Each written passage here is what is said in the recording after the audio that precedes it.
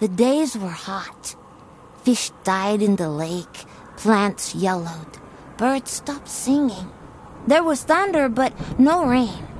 You call this period the Great Ecological Catastrophe.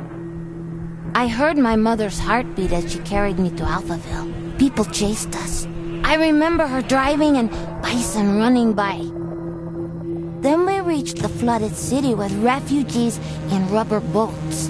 Suddenly, I couldn't find Mama. I was scared and alone. I'll never know whether she died or abandoned me.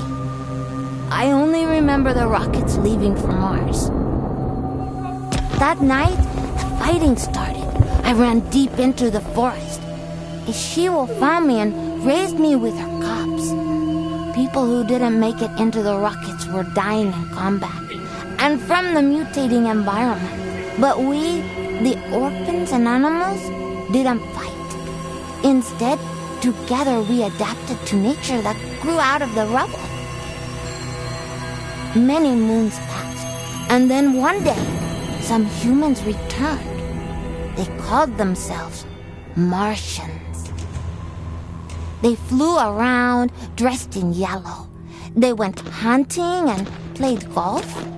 I would steal their golf balls for fun. It really upset them. Then one day, I found a dead Martian. I took off his helmet and put it on. There was music playing in it. After years of only speaking wolf, I listened to the Martian radio and learned human language again. After the group left, one full moon later, I was chasing a tasty bug when another spaceship with new Martians arrived. It soon became clear they were trouble.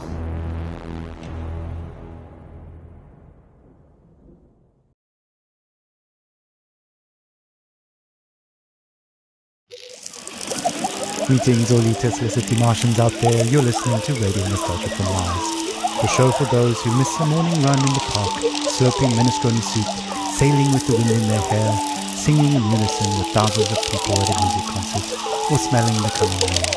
In other words, a show for the long-lost days of Earth.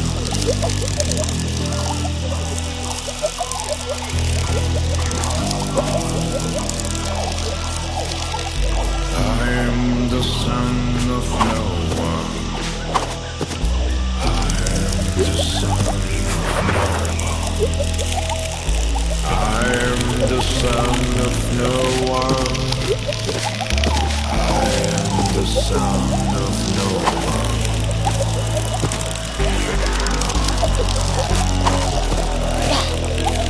The mutant of tomorrow. I got no time for sorrow. I'm becoming a stag, antlers with no yellow tag. Left to my own devices, used to permanent crisis. Without grace, without creed, I am pure spiritual speed.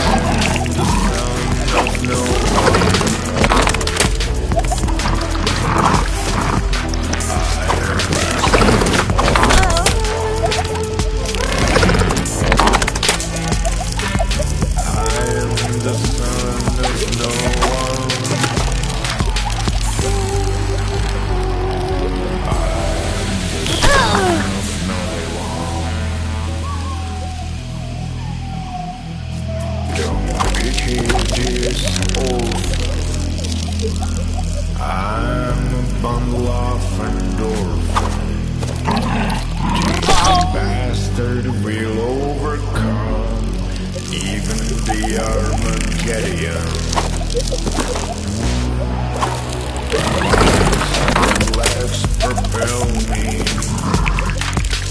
You cannot buy or sell me.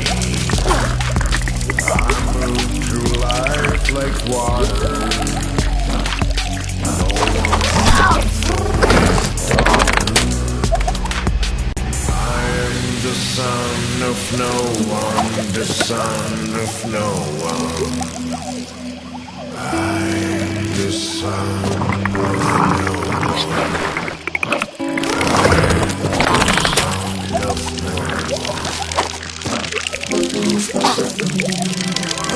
Starting off the show, The Son of No One, a song I'm fairly certain resonates with many of us orphans of the earth out here in the stuffy depths of space. Speaking of stuffy air, please don't attempt to open portable windows to let some fresh air in. It's unbelievable that we have to mention this, but we're living in pressurized domes, people. Breathing recycled air is just the new normal.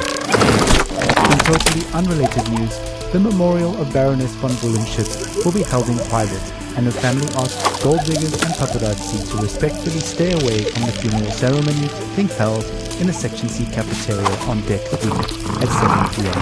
Dome time. Alright, on with the show.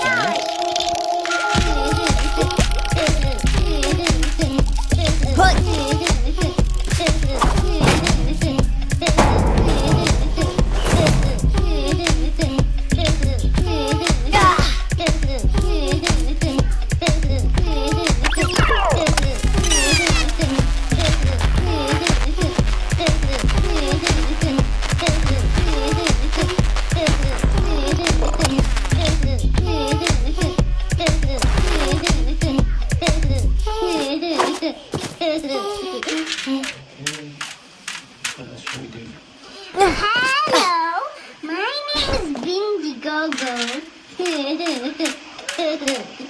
Funniest everything.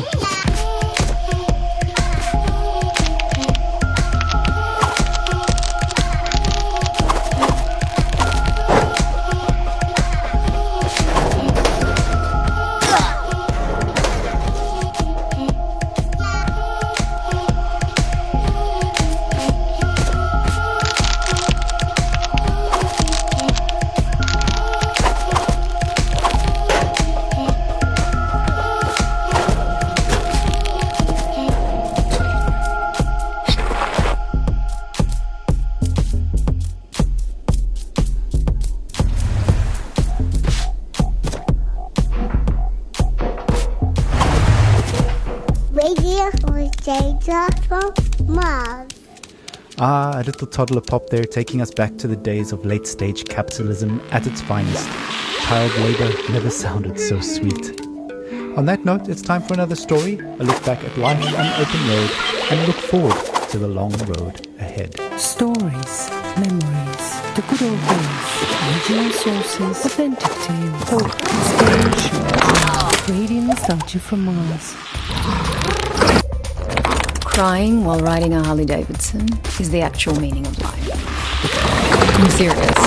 I tried to recreate that feeling here on Mars. So I took a Tesla City Delivery EVA for a spin on the Planitia Plains, but it's like driving a junky VR simulation. It made me miss riding my motorcycle, my Jolene, even more.